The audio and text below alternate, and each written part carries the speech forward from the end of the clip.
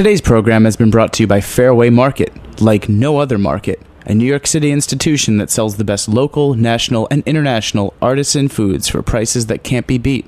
For more information, visit fairwaymarket.com. You're listening to Heritage Radio Network, broadcasting live from Bushwick, Brooklyn. If you like this program, visit heritageradionetwork.org for thousands more. We talk about food, we talk about music, with musical dudes. Finger on the pulse, Snacky Tunes.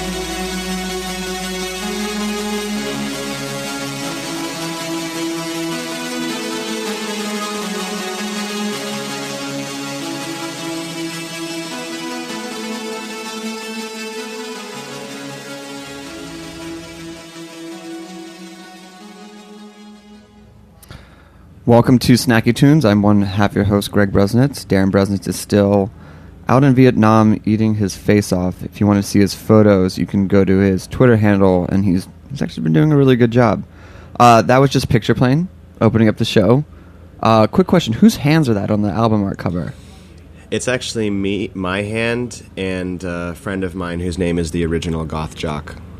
Oh, really? Yeah, that's what I call him. Oh, okay. What does a goth jock look like?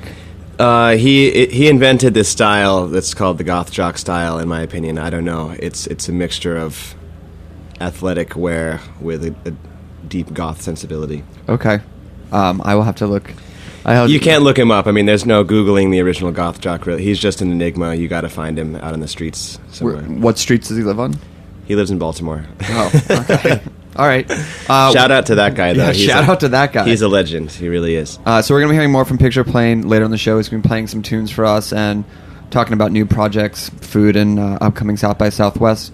But up first, we have Catherine Greeley from the Heritage. Did I say that right? Yeah. Okay. You look nervous. Don't be nervous. Not nervous at all. Who is the director of mail order at Heritage Foods USA. Welcome to Snacky Tunes. Thank you. How did you get involved with Heritage?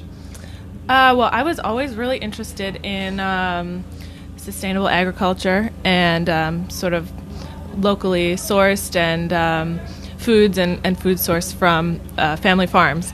And when I moved here to New York, it just happened to be an opportunity with Heritage, and I took it and I started sort of assisting in the mail order department, and just the beginning of this year sort of took over as director. What does like the day-to-day entail for Heritage? It's a really interesting office we have over there, just around the corner. We so we manage the website and sort of do all the marketing for the online sales. We also fulfill all the orders for our customers right around the corner. So we have a warehouse. We sort of personally manage all of the orders, and then we deal with all the farmers directly and sort of speak with them on a day-to-day basis and organize all of the projects throughout the year. We sell lamb in the spring and goat and turkeys. Do you ever get any odd requests from people, or just totally out there, suggestions on how their food needs to be packed or shipped, or pairings of what they want sent to them? Absolutely, yes. We actually got a call the other day. Somebody was looking for horse meat, but more based on sort of what we do sell. We sell in larger quantities a little bit. So sometimes people will want, just a few slabs of bacon per package, or a few slabs of horse meat. Yeah, right. I'm trying to think. Today, somebody wanted like a whole pig. Just put some cellophane around it. Exactly. Wrap it up, send it over. Yes. So it's pretty interesting. We have a lot of really awesome customers, though, that love our products. They're very, sort of interested in trying new things. What do you normally try to push on them for new things? It's like for music, it's if you like this and this, you should listen to this band. If you like to eat this and this, you should try this. Is it cuts? Is it animals? Is it... It's a little of both. We we just got in some guinea hens, and so we sort of, the people that like to buy our chickens and our turkeys, we sort of recommended to them they try the guinea hens. We also, we're getting bison in, because people are sort of interested in that. But then it also can definitely be cuts. We try to do our pork cuts in different ways. Like what? We'll try to do, you can do a regular Boston butt that you will cook low and slow into pulled pork, but we might try to cut it into, the collar, and then, of course, there's the picnic that you can get out of it. They're smaller pieces within the Boston butt. So you can order a picnic arrangement? Picnic shoulder, yeah. A picnic shoulder? Yes. What comes in the picnic shoulder? Well, no, it's a cut of the pork. Yeah. Oh, okay. So what's say that the picnic cut is? It is. It's like as if same word as if you're going out for a picnic. No, yeah. But it's basically the lower part of the shoulder of a pork. Okay. How do you cook that? You cook it low and slow. You braise it, or you can simmer it, cook it, it'll start to fall apart, and it's great for pulled pork or in a stew. Or if I wanted to order like a bunch of different ribs from a bunch of different animals, could I do that? Like, you definitely can. That is the really cool thing about us, is we do all these different breeds, and our slaughterhouse actually keeps the breeds of pork separate when they're processing them. So you can get a Duroc pork ribs, and you can get Berkshire or Red Wattle, and each one of them has like a slightly different flavor, different fat content. And so you can specifically order the exact type of pig that you want? Absolutely. From the farmer that you want, even. Really? Yeah. And all that is laid out and managed through you and the communication. Now, do you work with the farmers to be like, hey, we're seeing an increase in orders for this, and then they'll try and grow to match it? Or is that timeline too long to be able to accommodate like popular cuts? Yeah, we definitely try to do that when it's available, and a lot of that is working with our wholesale department as well to see sort of when we can get more of it and when the restaurants are asking for those cuts. But we definitely also talk to the farmers on a weekly basis and see what they're bringing in, and what's sort of interesting, if they have a new breed or something going on. How do you start working with the farmers? A lot of them have been relationships that we've had almost since the beginning, our pork farmers in particular. But we definitely, farmers will call in, every so often, and we'll learn about them and work with them whenever we have the opportunity. We have a beef road trip project that we're doing right now, where we try to offer cuts of beef from different farms in different parts of the country. About every 3 months we try to switch it up so that people can get a little bit of a different taste. Do farmers have to, how do farmers get involved? Like, once they hear of you, do they have to apply? Do they need to send you cuts? Do they need to come up and make you a steak? How does that work? Yeah, we have sort of a general form that we have them fill out just to learn a little bit about their operation, and then we do try to get some samples, just to see what the flavor is like, make sure it's something that our customers would enjoy. But it's definitely, one of those opportunities where it's great for us to bring in new things, and then also, we try to make it a great opportunity for the farmer as well. Before we take a quick musical break, has there been anything that you have been surprised that has outsold or outperformed that you would have been like, no one's going to buy this? Yeah, well, the beginning of this year, we had a lot of, people calling in for like pig liver and... Pig liver? Pig liver, okay. Yeah. And then back fat and leaf lard are sometimes can be common, but we had like a huge Beef influx. Lard? Yes, they're both different fat from different parts of the pig. But going back to pig liver, what do you know what they were being used for? I don't know if I've ever had like a pig liver terrine or anything like that. It is sort of it is used for terrines, and sometimes they'll cut it up. I don't know the name of any of these specific dishes, but I know that people do use them. Ear and pork cheek also. I mean, jowls, yeah. Ears, I always think of pork ears like just for like dog treats. Yeah, you can get those dried pork ears in the store, grocery store. Petco, your dogs. Yeah, will really just get you. But I'm sure people in New York will go crazy and be like, I need to get the finest pork ear for my human dogs. Yeah, exactly. No, people cook them for guests. I'm not sure about what they do with the ears, but we send them in a 5-pound package, and some people are like, I can't cook all of this at once. How many pig ears are 5 pounds? that has been a question that's come up. I think it's at least like 20. That's so many pig ears. Yeah. That's crazy. Okay, anyway, well, we're gonna take a quick break. We're gonna play a track from the A La La's called Don't You Forget It, and a big shout out to Lucy, who is listening all the way from Africa. This is Snacky Tunes.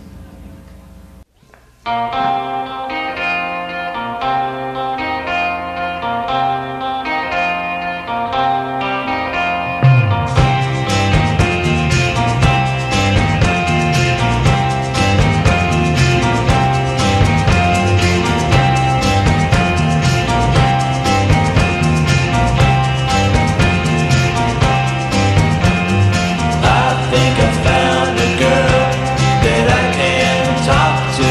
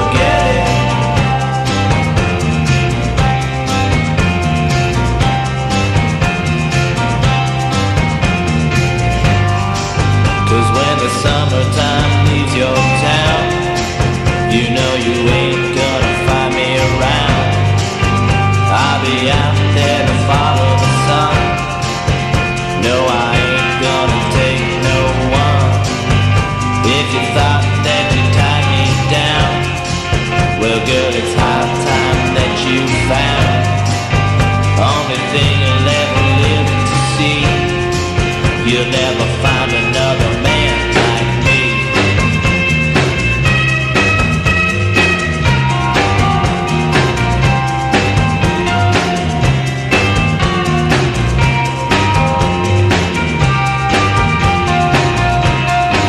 I don't think I wanna hear about none of your problems.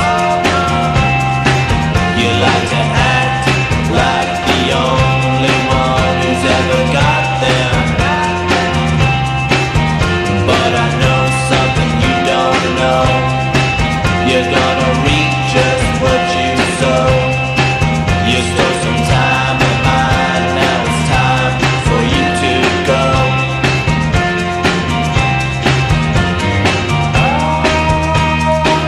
Don't you forget it.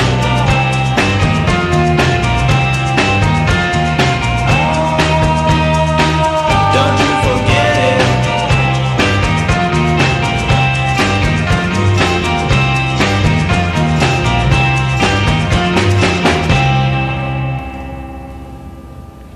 All right, that was just the All Outlaws. We are back with Catherine from Heritage Foods USA, talking about mail ordering pig ears and all other types of different breeds. I know one of the things that you do is that with each season you promote a different type of animal that's only available for a certain season, which is really cool. What's coming up for spring? Sure, yeah. Right now we have half lambs available.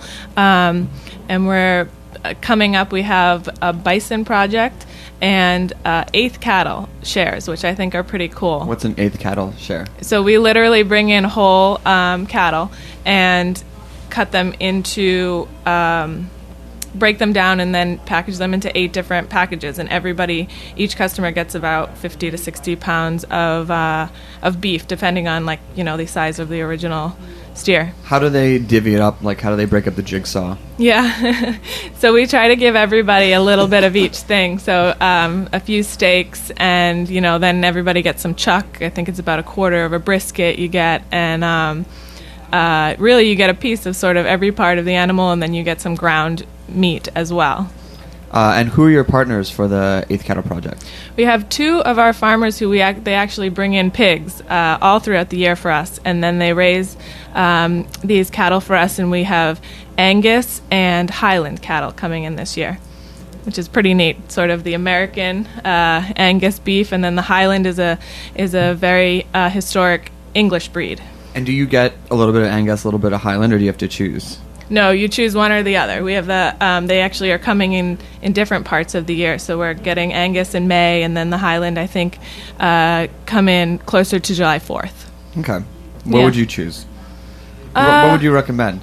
Well, the Angus is a bigger package. The cattle itself is bigger. So those are really nice, really sort of a robust flavor. And the Highland is a little bit different, a little smaller, but really interesting as well. We have a lot of people that, we sell ground Highland beef most of the year, and we have a lot of people that really, really love that and get it all the time.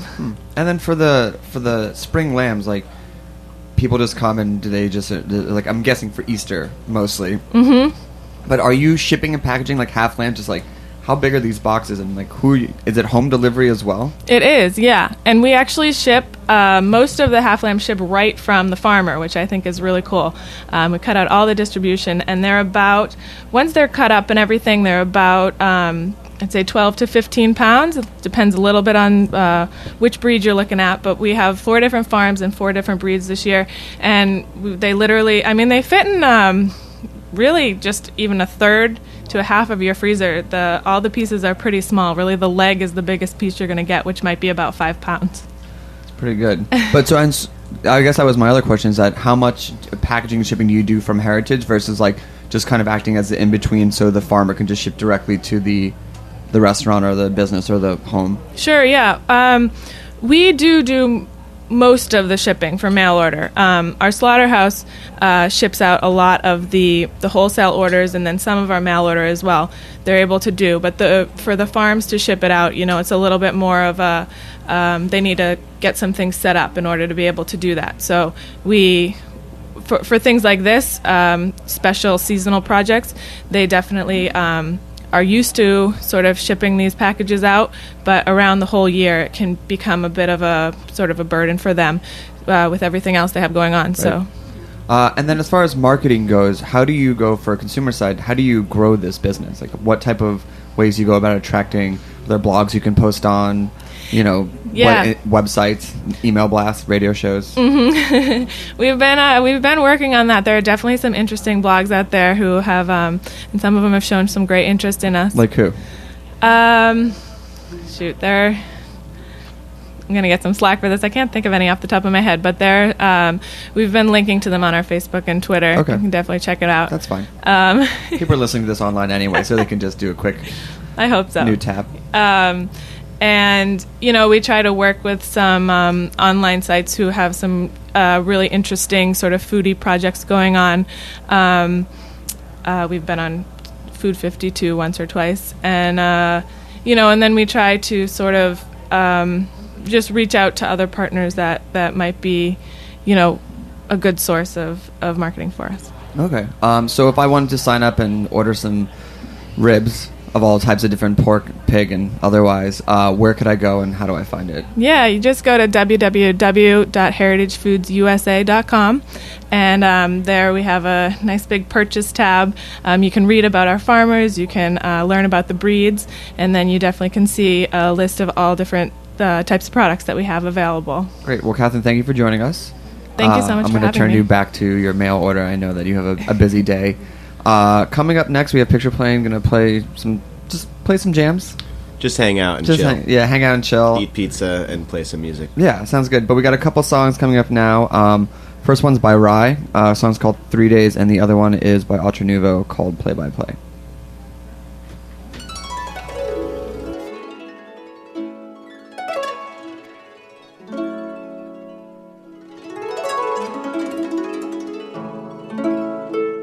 Hi, I'm Steve Jenkins from Fairway Markets. I've devoted my idiot career to the old ways, the old recipes, the old tools, the old geography of where serious foods come from for centuries. And I've strived to make these wonderful things available to New Yorkers for 37 years, so it's a fait accompli for us to support Heritage Radio Network. And I hope you will too, and I hope you'll keep tuning in. For more information, please visit fairwaymarket.com.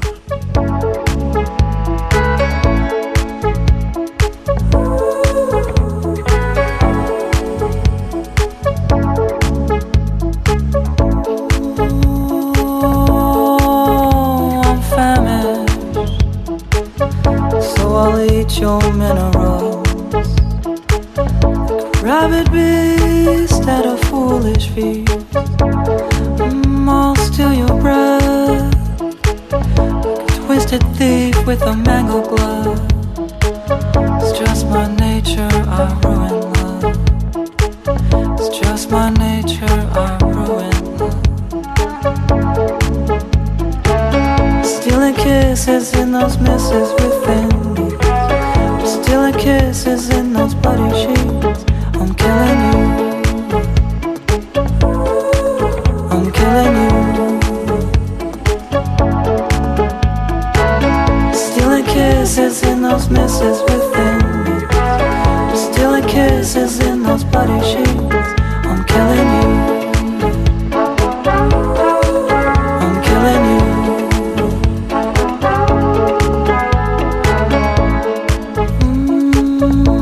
There's a window in time, 3 days to feel each other, crack this spine.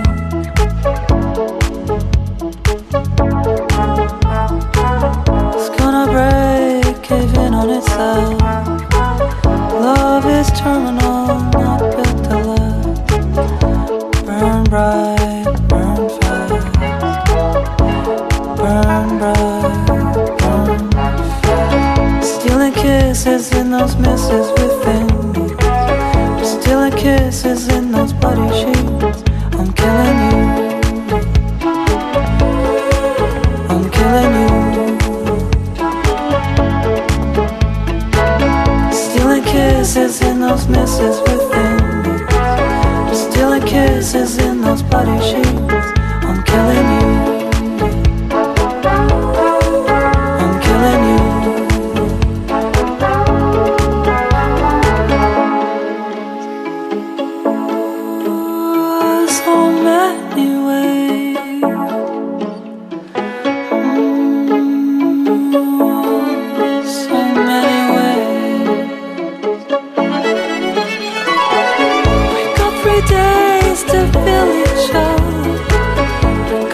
days to sing this song. Got 3 days to fill each other. Got 3 days to sing this song. Got 3 days to fill each other. We got 3 days to sing this song. We got 3 days to fill each other. We got 3 days to sing this song.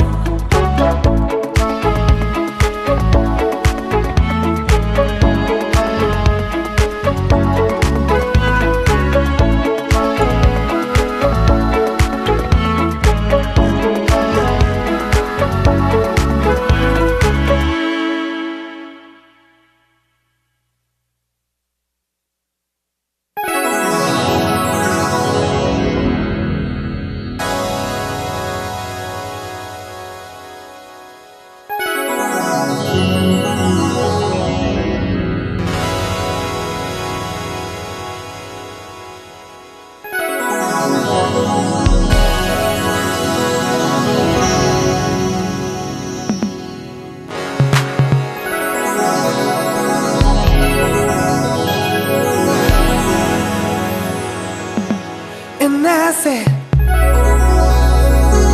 baby. And I said,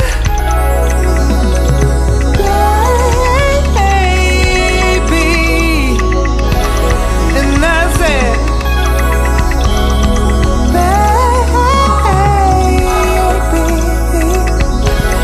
And I said,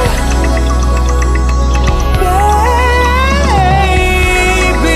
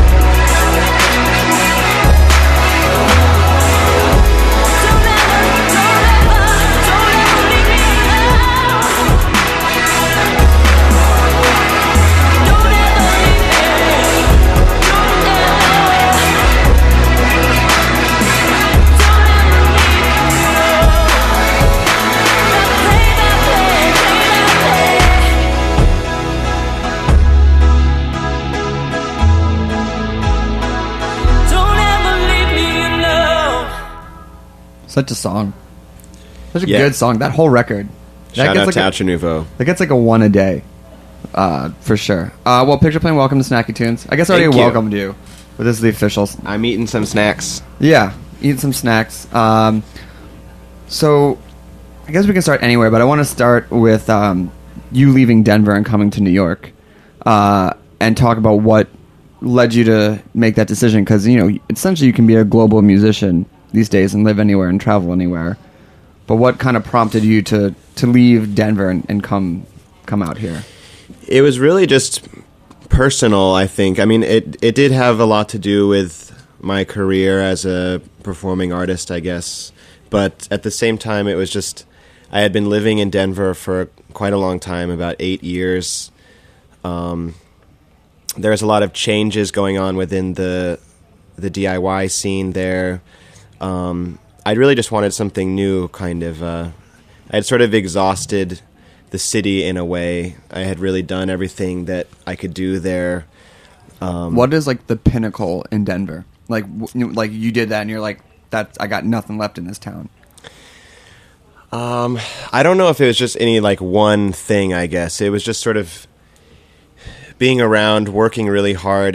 That city is small, like any small American city. It's like you can work really hard, within a community of people, basically, but you only get noticed so much. It's like the city has a very small infrastructure for like a more radical arts and culture, kind of. It's like, you can get recognized by the Museum of Contemporary Art or something, and then that's about it. There's what was you hit a lot of walls, basically. There's a lot of glass ceilings you hit. Right. What was it that you felt like really actually did pull you out of there, that you're like, maybe I can actually leave Denver, like the first time you got recognized outside of the city? I had been coming to New York a lot, playing shows here. My record label, Love Pump, was based out of here. What up, Jake? Yeah, I had a lot of friends and bands here, and I was getting really involved with the DIY scene in New York here. And it sort of just started hitting me, like, why am I not living here, Right. Like, it became really attractive after a while to just sort of do the life change, kind of. Yeah. I love Denver, though. Everything about Denver was amazing, but it was Did you go back? I've only been back once since I moved in 8 months. I need to go back, but, it's hard. Yeah.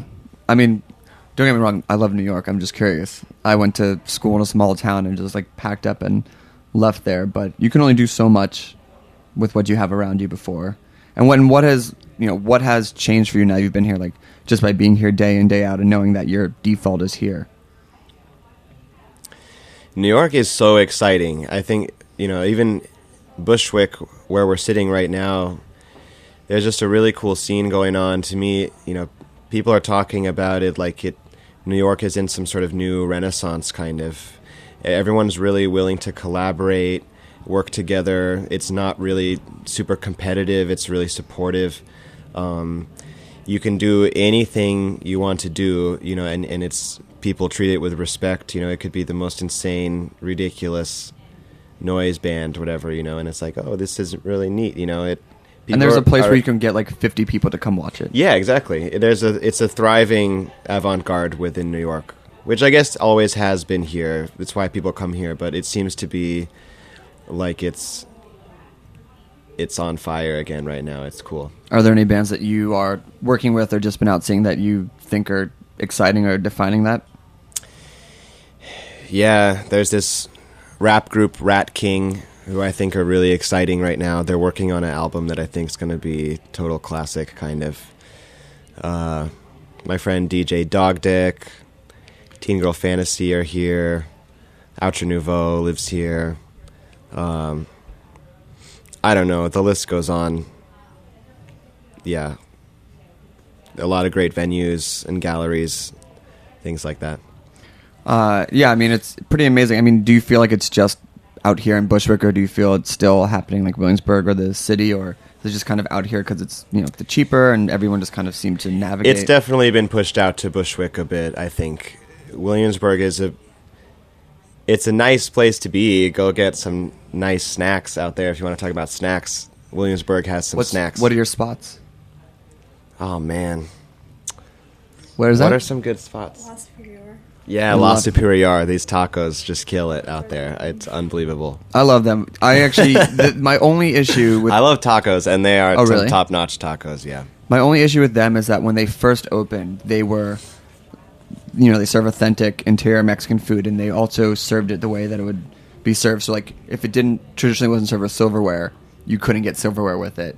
And I just always thought that was Very authentic. Like really, like we would have to order something that had silverware to get silverware, which led to a number of fights and like totally like insane. And only in the way that like New York, Williamsburg can like be that insane. I demand a fork. It's like there or Portland, where you're just like, it's like, oh, I'm sorry, the traditional walking indigenous culture did not serve it. It didn't even have utensils. So I didn't know that. That's interesting. yeah, I don't know if they still do that I'm anymore. into that.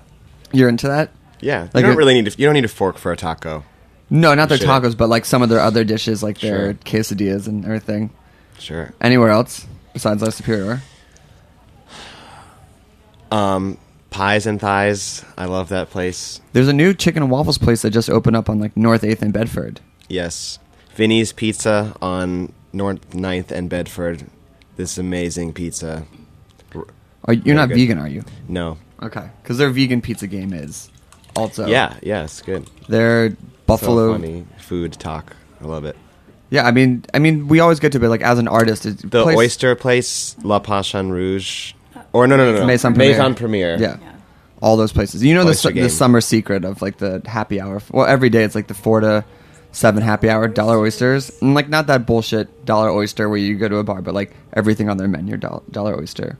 I love oysters. Oysters and tacos, I could live on those. But not an oyster taco. You don't want to combine the two. Really? Like a don't know. fried oyster taco? Maybe that exists somewhere, but I guarantee. I'm Actually, sure. I think Heritage was selling them like for order a couple weeks ago. Why don't we get hear a a song? veal stomach and an oyster taco. Yeah, it's like the tortilla's a veal stomach with a deep fried oyster on top of it. No, That's next level. For I tried sure. once. Do you want to play a song? What do you got queued up here? Well, I'll play a song called "Smoke of the Punk" by my good friend Sewn Leather.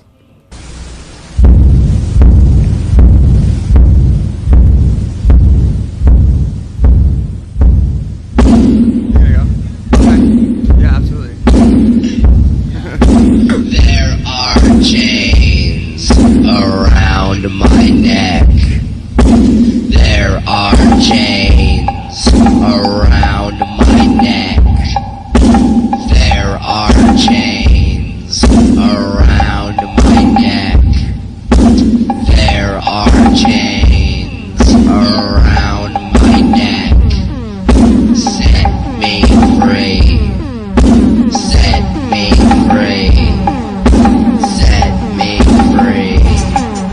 Set me free. When I smoke weed, the weed smokes me. The punk is good. It sets me free. When I smoke punk, it sets me free. When I smoke punk, the punk smokes weed. Smoke up the punk. Smoke up the punk. Smoke up the punk. Smoke up the punk. Smoke up the punk. Smoke up the punk. When I smoke weed, the weed smokes me. The punk is good. It sets me free. When I smoke punk, it sets me free. When I smoke punk, the punk smokes weed.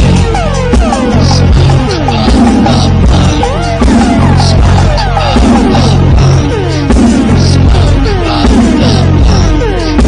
Smoke up the punk. Smoke up the punk. Smoke up the punk. Smoke up the punk.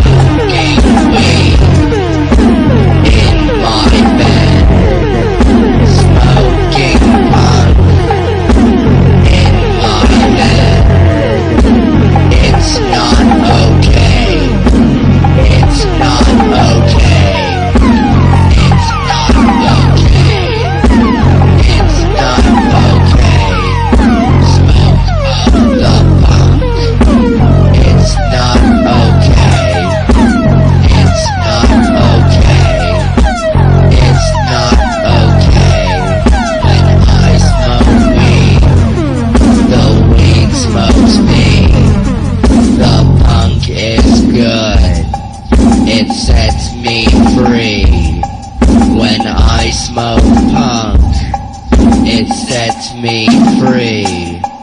When I smoke punk, the punk smokes weed. Smoking weed in my bed. Smoking punk in my head. It's not okay.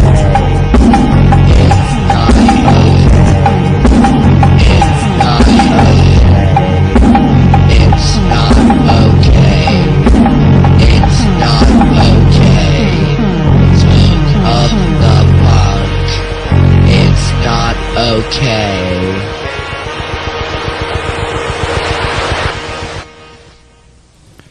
What was that again? That was Smoke of the Punk by Sewn Leather. Pretty great. Yeah, he's a true inspiration to the punk inside of everyone. Is he heading down to South by? I don't know. It's possible. He's spent some time living in Austin. I know that, but I don't know. I should ask him. Is he like one of those like citizen of the worlds, like kind of lives everywhere? Yeah, his name is Griffin, and Griffin is just a traveler. Done a lot of train hopping, and he just sort of lives where he can get a show, basically. Oh, really? Yeah. Like, for how long will he set up camp for? However long he needs to, really. Yeah, he's transient. He travels with his tape cassettes and his sampler, and he's just ready to go. That's awesome. And you're heading down to South by, right? I am. But you're also playing the normal festival before. Yes, in Monterrey, Mexico, before South by Southwest is Normal Fest. This is in its third year, and I think it's quickly becoming sort of every working musician's favorite festival, it seems like. Why is that? It's just sort of a festival done for all the right reasons, which is just for the love and passion of music and culture. There's no corporate bullshit that goes along with any of it. It's just and it's this really cool meeting of minds between local Mexican artists and Americans, and I think there's a lot of it's huge to me. It's like a radical statement. I think there's a lot of misconceptions and preconceived notions about what Mexico is and what the Mexican people are all about, and it's really cool to get the youth to go down there and to sort of interact with real Mexican culture, see what the Mexican kids are doing and what they're listening to and shit. I mean, do you really feel like it's a 50-50 cultural exchange? Like, you can go to, like, Primavera or some other festival in another country, and it's like you're going to another country and, like, you're immersed in that culture. Do you feel this one is more, like, really Mexicans meeting Americans and vice versa? Yes, definitely. It's mostly Mexicans who go to the festival, and then some American bands, really. It's not many American fans who are going down there. It's mostly just people who are performing coming from America to go there. I've never been to Primavera or things like that, but I mean, a lot of the bigger festivals, it's sort of just like you're in your hotel with your American friends and stuff, and yeah, you don't get a lot of authentic experience of any sort of local culture at all. Right. You just kind of go there, get your, like, tram to the stage, play your set. Maybe this you is might not get like some. that. It's a lot more of a DIY experience, and that's all due to Todd P., who is the festival organizer, and he's really adamant about I mean, Todd P. is just a legend in his own right. He is, yeah, he really is. I mean, I can't even think about probably like the tens of thousands of bands that he has booked in his time in doing shows. And he's always had his ear to the ground, and he supports art, in the best way, really. Yeah, I mean, that's awesome. So you're just playing there as Pictureplane? No other side project? Or well, anything? I'm going down there performing as Dick Pick, which is my new project with DJ Dog Dick. It's our sort of weird synth noise band techno project. Is it PIC? Yeah, like a dick pic on your phone. Yeah, like from the Pictureplane and from the... Yeah, really just Dog Dick Pictureplane, the only name that we how long thought was... How long did that name take? to come up with? We were thinking about it, and that one came up right away. But we were like, should we call it that? And then it was just like, of course, we have to call it that. But in naming, like, do you think that there is, and especially in modern day, like before, like there were bands like when we did our show Dinner with the Band years ago, Fucked Up played, and the network was like, you can book them, but we're never going to air this episode because it's got the word, it's got fucked in it. But now it's like, does it really matter? Or do you think it? Everyone loves dick pics. I feel like people are lying if they. Who loves dick pics? Everyone does, I think.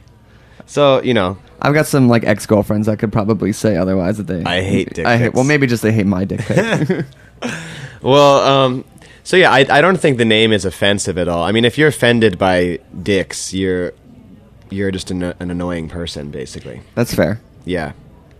I mean, people got dicks. That's what we'd have. And people send pictures of them. Yes. It's just a modern. It's a very It's like the body modern. It's a part. modern name. Exactly. Let's hear another song. Okay, cool. Gonna play a song called "River of Gold" by the legend King Dude.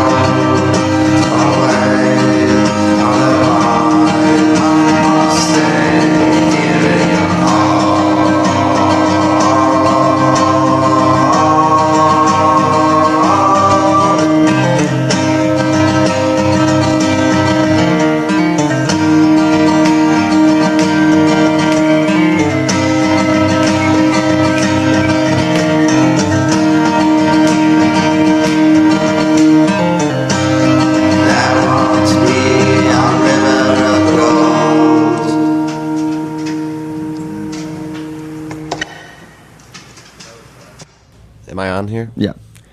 That was King Dude, who is That's a good name. Should I just let that play? No, it's I was okay. going to play that anyway. Yeah, but we can close with that. Okay. It's a little tease. Stay to the end to hear that whole song. Yep. King Dude's a great name. King Dude's a great person. I really look up to him as a human being. I mean, he is royalty. Yeah. He runs a really cool clothing company called Actual Pain. Which is the hat that you're wearing right Yeah, now. yeah. Which no one can see. Can't see it. But Can't see it on the radio. Yeah. He used to play in black metal bands and stuff, and now does this really cool sort of goth, neo-folk music. It's really dark and sinister. He's like the new Johnny Cash, really. He's Really? amazing. Yeah. Okay. What do you feel about Black Flag getting back together this summer? They're playing in Brooklyn. Oh, wow. All original members. Which singer? I'm thinking Rollins. Sick. Yeah. That's amazing. That's great.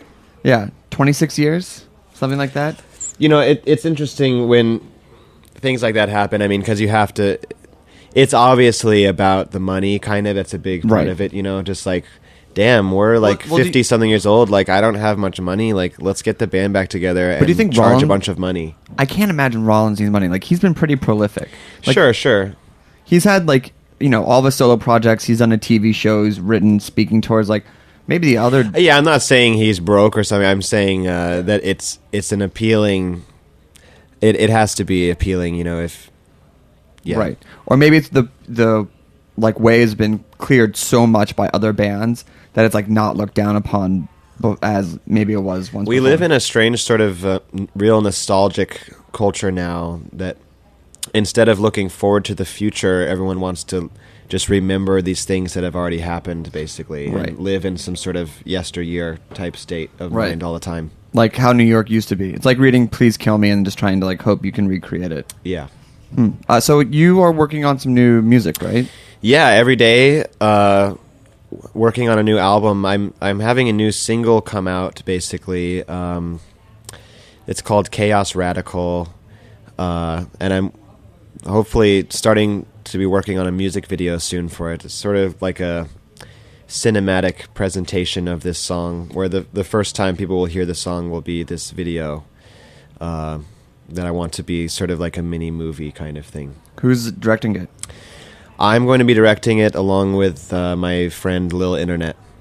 Oh, he's great. Yeah, I've known him from Boston days, Oh, for a long cool. time ago. Very cool. Yeah, I slept in his roommate's bed a number of times. Cool. He's kind of unreal as well. He's a very unique artist, and those are the kind of people I like to surround myself with. You know, people who are one of a kind, and Lil Internet's definitely one of a kind. I can easily say that I've never met and will never meet anyone, like, no matter how far I travel. Yeah, no, he's a true original. Yeah. And he dresses so well, too. I know. I saw him out last week, and I was just like, holy fuck. You like it was like six totally he has swag unique for days. Yeah. I mean, I guess that's kind of what comes with the whole mentality, but he definitely like talks shit and then backs it up. Yeah. Well, I want to get time for one more song. Cool. But before you do that, why don't you tell people where they can find you, follow you, get your music? Yeah, my name is Pictureplane. Get at my Twitter. That's where all the excitement goes down, just at Pictureplane. I'm playing a show in a few days on the 6th. I don't know what day that is. Thursday? Friday? Wednesday. Jesus. The 6th at 285 Kent in Williamsburg. It's with Andrew W.K., Dom, and Cities Aviv. And Dick Pick is playing after Andrew W.K. We're going to do a late night rave set. Awesome. Yeah. Okay. Great. Yeah, cool. All right, what are you going to take us out with? I was going to play some Lil Ugly Mane. No slack in my Mac. Okay. Thanks for listening. See you next week. Thank you. Yeah, motherfucker. Lil Ugly Mane, bitch. Mr. Whoa, I see you. Let's get this money, motherfucker. Chocolate milk, you heard me? Hey.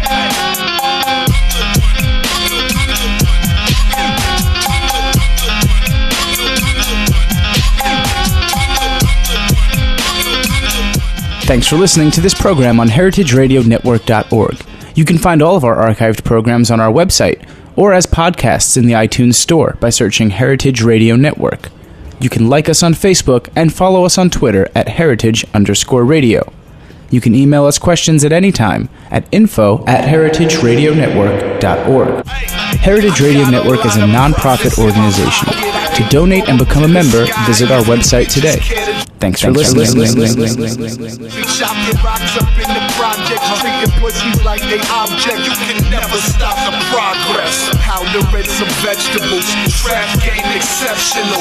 Commas and some decimals, leaking out my gastrointestinal. Bitch, I'm a professional. Bitch, I am invincible. X-Men guns catch me looking like the Sentinel. Flamethrower, fire like a conveyor belt. You can't save yourself, praying for your savior's help. I'ma straight fillet you and display you on my favorite shelf. Ugly man, yeah, you see the chain. Yeah, you see them hoes flock to me, say my name. I'm in that Chevy thing, swangin', bangin', run the game. You can't even see me, fuck boy. We are not the same. I'm fly, why's that? I got money, why's that?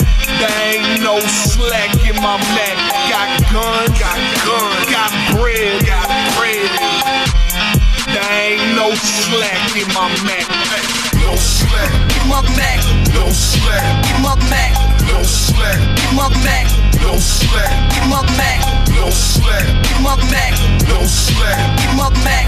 No slack in my Mac. No slack in my Mac. Get the money. Get the money. Get the money. Get the money. Get the money. Get the money. Get the money. Get the money. I ain't playing mad, motherfuckers. I keep it at it Murphy. Laying in the hood, yeah, I'm dying where they birthed me. I'ma gobble up these goblins and these goons like they turkey. I'm spitting out they bones in my Patron, Lord of mercy. Swag like nicotine, can't get enough. Plus I'm bad for your health, boy, I'm dangerous stuff. Lungs full of smoke and a bag full of guts. Not the innards of a Dutch, just a bag full of guts. Okay, ballin' on my mind, Kareem Abdullah, Oblongata, Polo, Louis V and Prada. Anything to get inside her. Call my chopper Easy Rider. Call my dick the equalizer. Call my phone, I'm the supplier. Call my bluff, I'm not a liar. You the liar when you lying on your back with a bullet in your head. Thinking back on all that whack shit you said, but you can never retract cause you dead. I'm ripping you to shreds. Ugly man is not right in the head. I'm fly, why's that? I got money, why's that? There ain't no slack in my Mac. Got guns, got bread. There ain't no slack in my Mac. No slack in my Mac. No slack in my Mac. No slack in my Mac. No slack in my Mac. No slack in my Mac. No slack in my Mac. No slack in my Mac. No slack in my Mac. Get the money. Get the money. Get the money. Get the money. Get the money. Get the money. Get the money. Get the money. No slack in my Mac. No slack in my Mac. No slack in my Mac. No slack in my Mac. No slack in my Mac. No slack in my Mac. No slack in my Mac. No slack